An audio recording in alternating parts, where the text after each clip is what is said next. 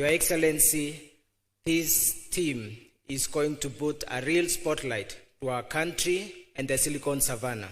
The great foundation work that has been done and the great things you are doing, Your Excellency, will get value from the presence of this community of investors. Your Excellency, I will invite the CEO who will give more brief about what's going on here and have a conversation with you. From our side at the ministry, we are looking at how to create the right ecosystem for our startups in our country to grow and take advantage of the various programs that you have put in place and also connect with such new arrangements and plans by such a great community like Kaufman Fellows. Now it's my pleasure to invite the CEO of Kaufman Fellows, Jeff Apak, to make his remarks. Welcome, Jeff.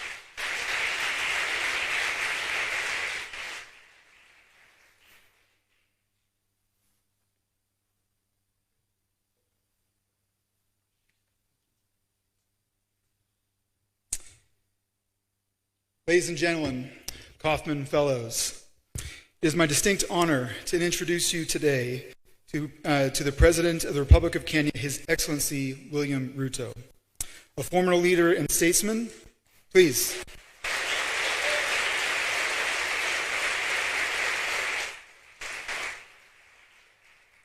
A formidable leader and statesman, President Ruto has dedicated his life to the service of his country and its people, guiding Kenya through a period of growth, development, and transformation. I'd like to invite President Ruto, please, to the stage where we can have a fun discussion.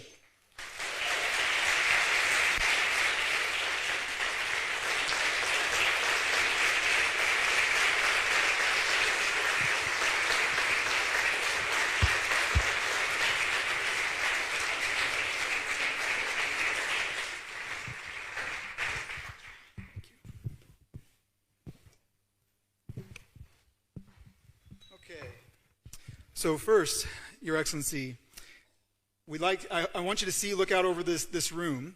We have, for Kaufman Fellows, I'd like to ask you, if this is your first time in Africa, please raise your hand. If this is your first time in Kenya, please raise your hand. This is a big group of investors that have come to see your country. You know, at Kaufman Fellows, this is a room that represents global leaders in venture capital.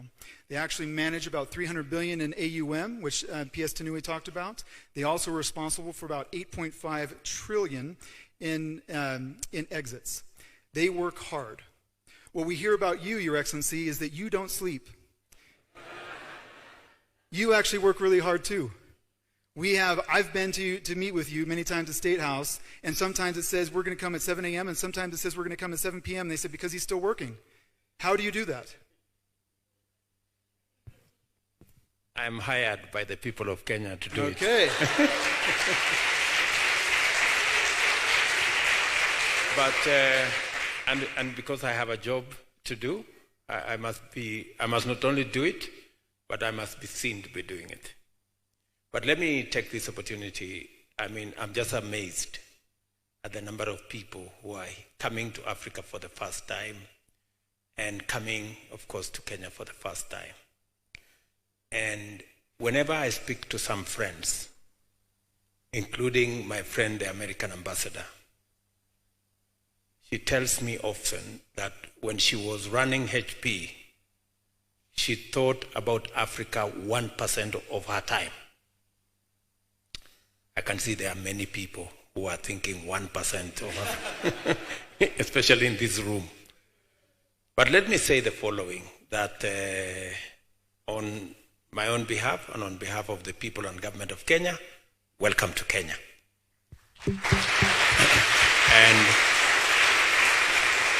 and welcome to Africa.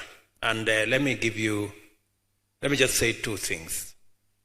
Nairobi, as you have seen, is a city with a big canopy on this side of a forest, but on the other side you have a national park.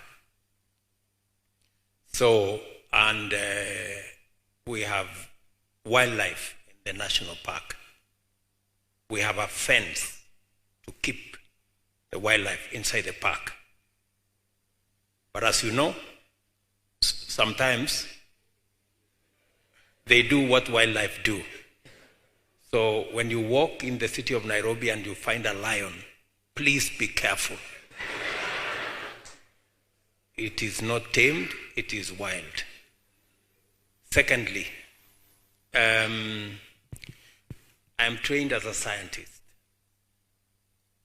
and science has scientific evidence to show that about 300 kilometers from where you are sitting are the first remains of man, which are found in Kenya. And it therefore tells you that before you guys went to the US and Australia and Europe and Asia, we all started from here. And therefore, it is correct for me to tell you, welcome home.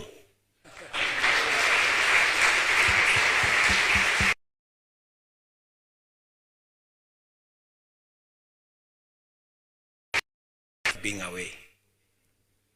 One final thing, I know many of you were asked for visa when you came to Kenya. We are having a conversation as Kenyans so that possibly by the end of this year, you will not need a visa to come to Kenya.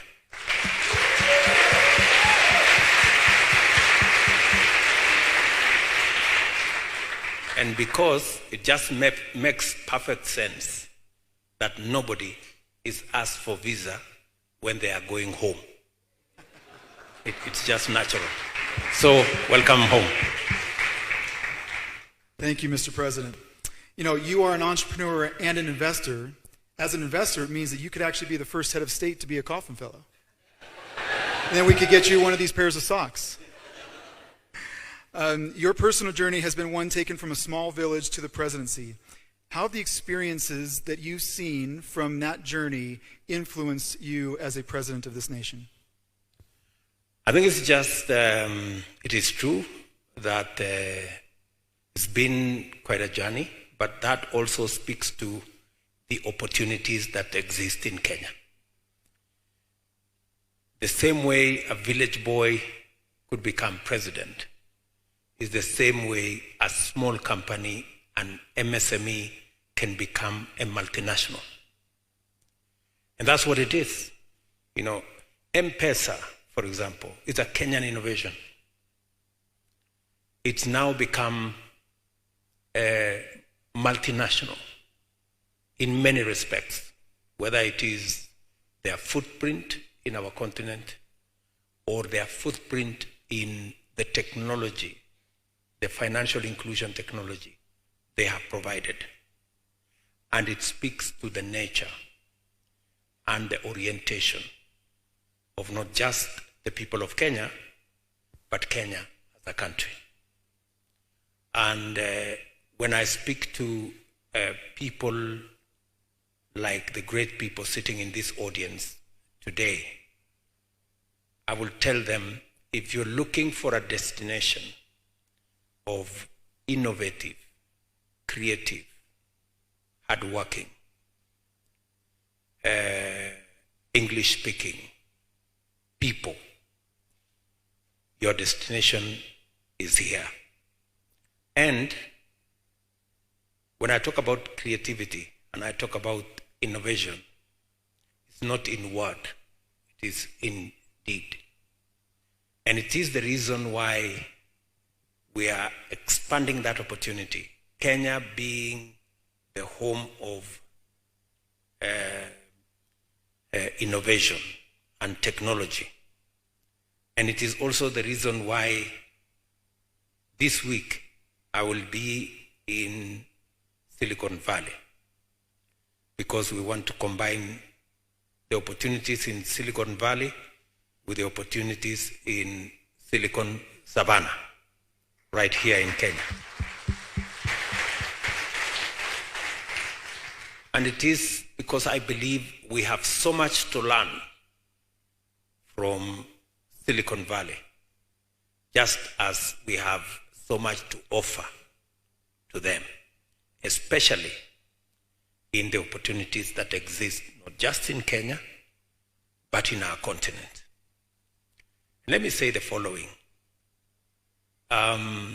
We've just concluded the Climate Summit. And the Climate Summit was about three things. In summary, it's about potential, it's about opportunity, and it's about money. Just three things. Potential because we have the largest renewable assets that can power innovation, industrialization, manufacturing, renewable energy. We have the largest reserves of natural minerals. We will have 40% of the world's workforce by 2100, 25% by 2050. We have the youngest population, innovative, creative, educated. And when I say educated, if you take, for example, Kenya, we are spending 29.5% of our budget, which is something like $5 billion on education, because that's where we have the majority of our people. And we believe that this workforce of the future should be equipped with skills, with knowledge, competence, and be provided with opportunity to explore their full potential. And that is why we're spending 30% of our budget on education, skills development, university, college education, because we want to prepare this world workforce for opportunities of tomorrow. And it is also the perspective that I would want us to give, because apart from knowledge, we are also looking at how do we bring technology home. It is the reason why the government of Kenya, we're now deploying technology. And I dare say homegrown technology, e-citizen, that we are using to digitize the entire government infrastructure. And I have given the people of Kenya my commitment that by the end of this year, every government service will be on a digital platform and will be available online. Meaning we can be much more efficient, we can be much more effective, and we can eliminate unnecessary barriers, including being much more accountable.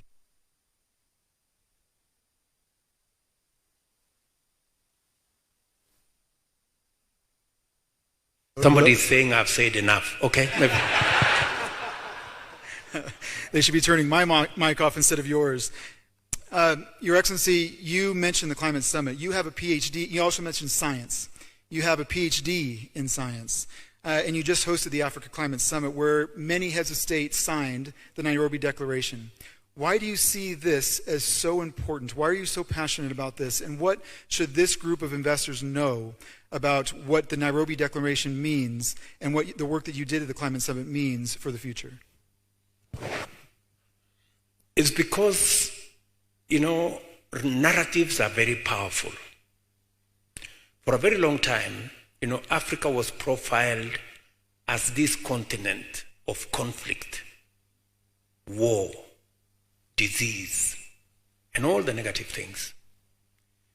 But that's not what these guys are seeing in Nairobi, right?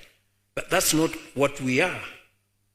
We are a continent of opportunity. We are a continent of great potential. And the Nairobi Declaration, my hosting of the Nairobi Climate Summit, is so that we can showcase to the world that there is a different side of Africa. One African writer is called Chinua Achebe. He said, before the lion learned the art of writing, all stories glorified the hunter. Because the stories were written by the hunter, and he always made himself the king. People did not know that the lion may even be better than the hunter. So it's time we write our own story, you know? And the Climate Summit gave us an opportunity to showcase to the world that you have countries like Kenya that have 93% of their electricity grid being green, renewable energy. You know, many people don't think that that is a possibility, but we've been able to demonstrate to them that is a possibility. And we intend to make our grid 100% green by 2030. And we are well on course in getting it there. And because we live in one globe, there is no north versus south. There is no emitters versus non-emitters. We live in one globe, and if things were to get out of control, none of us is safe. So it is time we began to be responsible. And Africa wants to lead the way. Kenya wants to lead the way.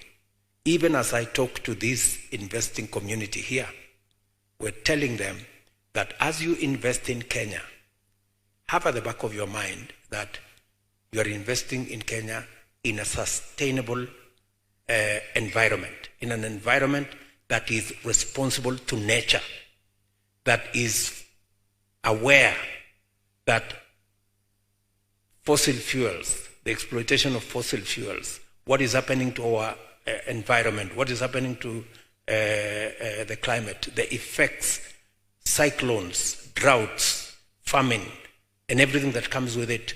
Today, we're told that in Europe, they are experiencing the hottest ever summers, including people being evacuated from beaches, because climate change is real. It is not a myth.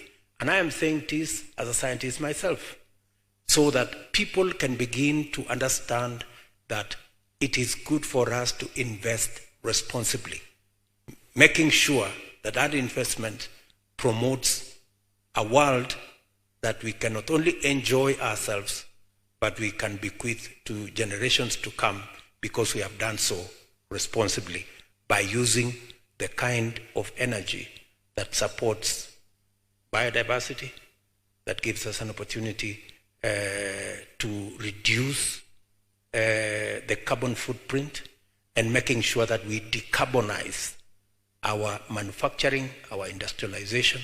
For example,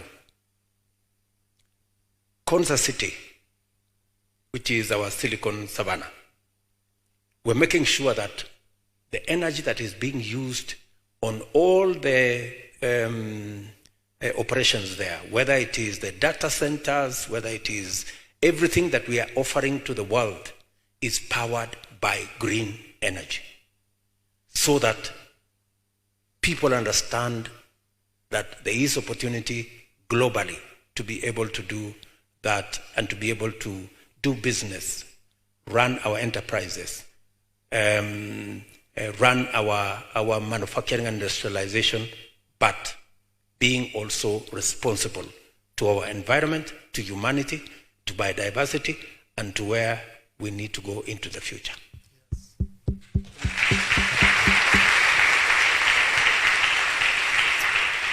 Mr. President, you took office about a year ago, September this time last year. And in that time, through leadership in areas just like you discussed in climate, you've been named one of the top 50 global leaders in the world. In thinking about that, you've now focused on the AU, the African Union, is now part of the G20, and that's something that you've spoken very openly about. Why is that so important for the future of Africa, for the future of Kenya, and why is that so important for entrepreneurs to be able to build great companies in this continent? You know, Africa, because of our background, was fragmented by colonialism and subdivided into pieces. What we've been doing as leaders in this continent is to consolidate the African market into one single market. The Africa Continental Free Trade Area, an instrument that has been signed in by 47 out of 55 countries in this continent. I think the fastest instrument to be signed ever in our continent is because of the realization that this continent would do better acting together, acting in concert, rather than acting separately. That is why we are focused on the reform of the AU to make it a fit-for-purpose organization to harness the potential of this continent, whether it is the human potential of about 1.5 billion people, by 2050, 2.5 billion people. Actually, a quarter of the world will be living here in this continent by 2050. How do we harness the mineral resources we have that are there in abundance? How do we harness the opportunity for smart agriculture? We have 2/3 of the world's uncultivated arable land.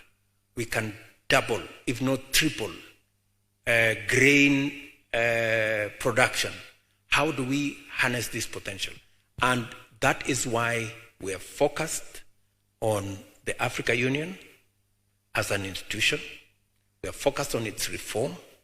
And our participation, of course, in the G20 will give us the platform for us to position ourselves in terms of being a market, to position ourselves in terms of ensuring that we can bring our perspectives, our ideas onto the global space so that we can influence global policy and trends to make sure that they are sensitive to where we come from as a continent and as a people. I keep using this phrase that it is said that if you are not on the table in the discussion, you possibly could be in the menu. So I think we've been in the menu for far too long. You're setting the table. It's time.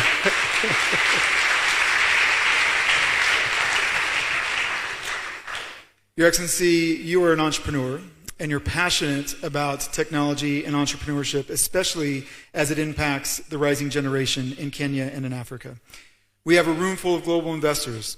What would you want them to know about the Kenyan ecosystem that shows them? We've heard a lot about Kenya's open for business, Nairobi's open for business. What would you want them to know about their investments and the potential for investments here in great entrepreneurs in Kenya? A couple of things. We are leading the way as government of Kenya in leveraging on technology, using technology to deliver government services, as I have said. Government services, we've just distributed fertilizer for the first time in Kenya using technology. We are reaching out on our services to vulnerable communities, about 1.5 million of them, using technology.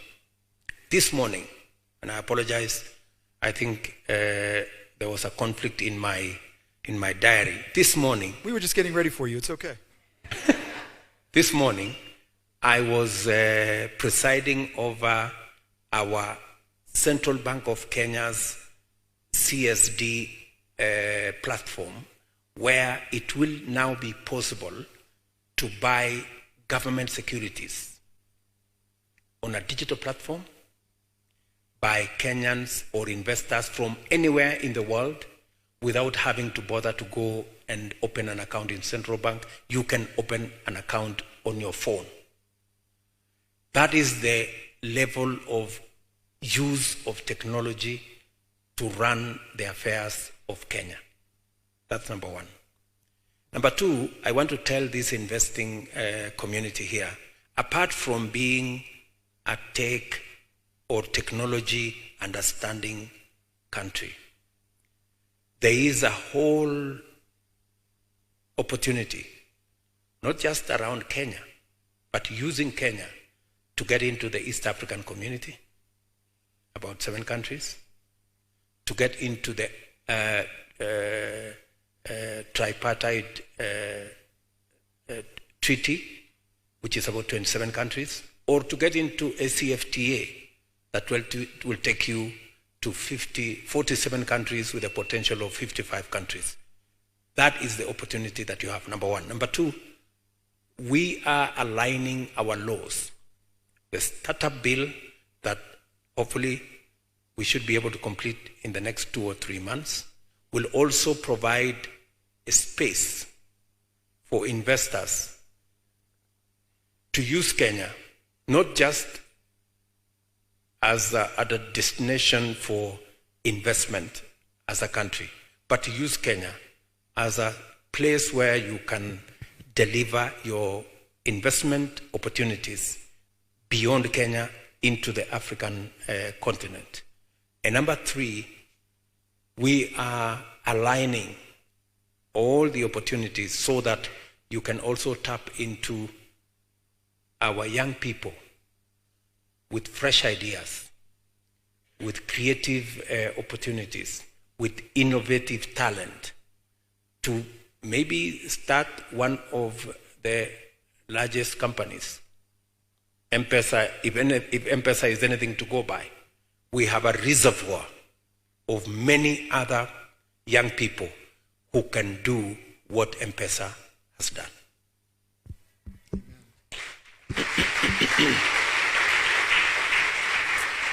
Mr. President, you are a voracious learner. You are someone that values knowledge. You're constantly seeking for knowledge. I'm sure that makes you a reader of books. Where do you have any, give us a little inside scoop to where you get your best sources of information. What's your favorite book or your favorite place to get information? Is it Twitter/X? Is it, where do you like to get your information? How do you stay informed and stay educated? I forage a lot in many spaces. And I like the fact that even books nowadays are available online. And you can do a lot of reading, let me not say a bit, a lot of reading in that space. And there is a lot of available information. I am, of course, privileged because being president, I have a lot of briefs from many people. And they can be quite messy, you know? There are mountains and mountains of briefs, and you have to really be avid to be able to read. But many people out there have a lot of talent, and I must be grateful that sometimes I look intelligent for no effort that I have made. Many people have made so much effort to put things together for me to read and to understand so that I can push the agenda of the country. So there is a lot of reading to be done online. There is a lot of briefs that I get. There is, of course, the things that I like to read on the side that have nothing to do with all this, and have nothing to do with science, which I read in college. But that's roughly the space. Soon you'll be able to take those mountains and just plug it into ChatGPT, and they'll just give you a summary.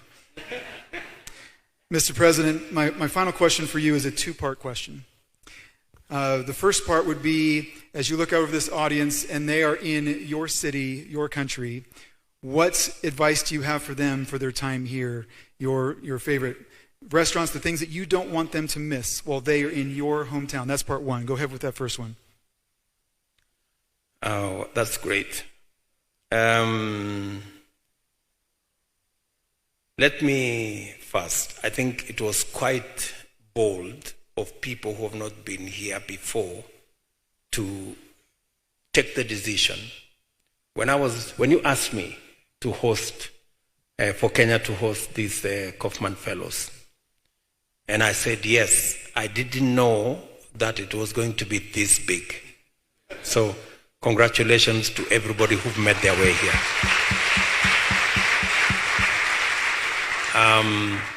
And I am very sure that it won't be the last time you're here.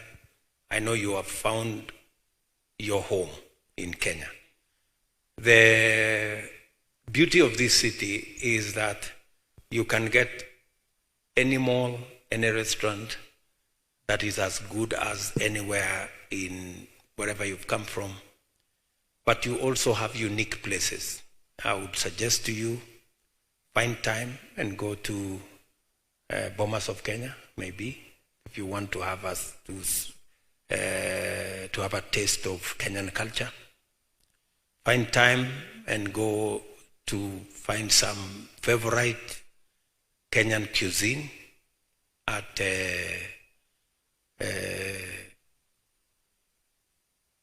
different places, either Safari Park. You will find the safari cats there, and you will find a lot of meat.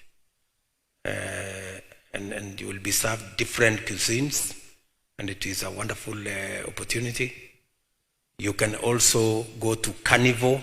Carnival is just across the other side of the city, next to the national park. You will find some game meat. If you haven't eaten crocodile meat, if you haven't eaten all the other game meat, but they are licensed, so you don't have to worry. So you can sample all that, or you can find some of the coffee shops right in this mall around here. The coffee shops are really good, and don't miss to eat ugali. Ugali is the local staple food. It's made out of corn or maize, for that matter. In fact, for Kenyans, we eat that meat, that pounded ugali for breakfast, for lunch, and for dinner, and from Monday to Monday, and sometimes 365 days, and it never gets boring. So it's something to taste. Thank you, Mr. President. My final question for you is, this is our 13th Global Summit and our first Global Summit on the continent of Africa. We chose to come to Kenya as part of our discussions, and we're so grateful for you welcoming us here.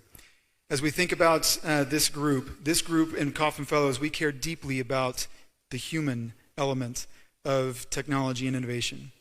You have made it a big part of your leadership to also focus deeply on humans and on individuals.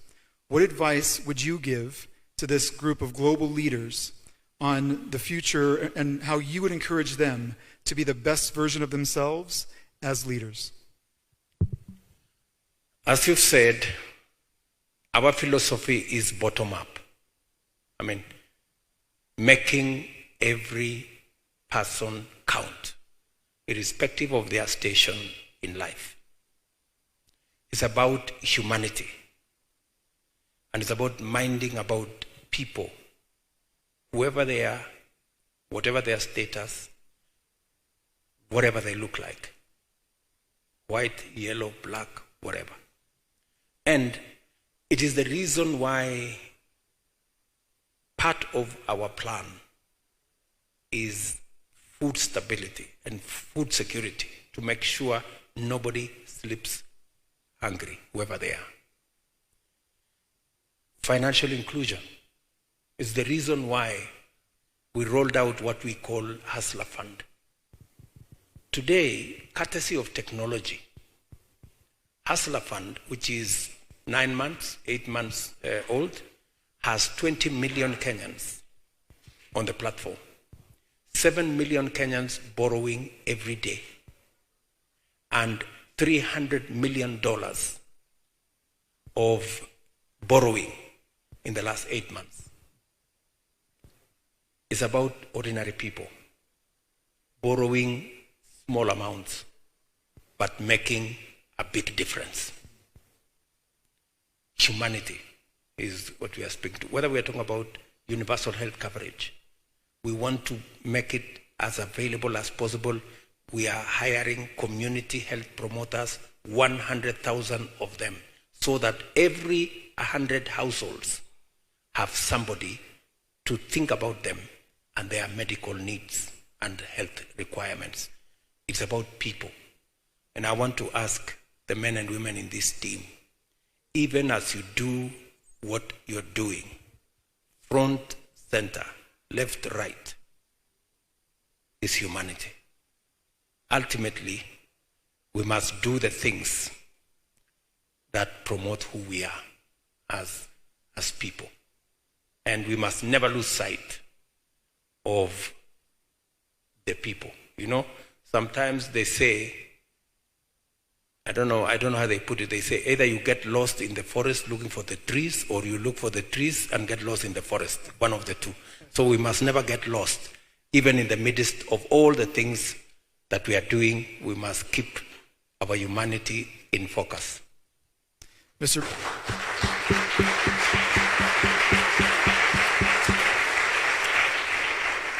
President, we're very grateful for your welcoming us into your country, for all the hospitality that you and your team have shown us. Ladies and gentlemen, please join me in thanking His Excellency, President William Ruto.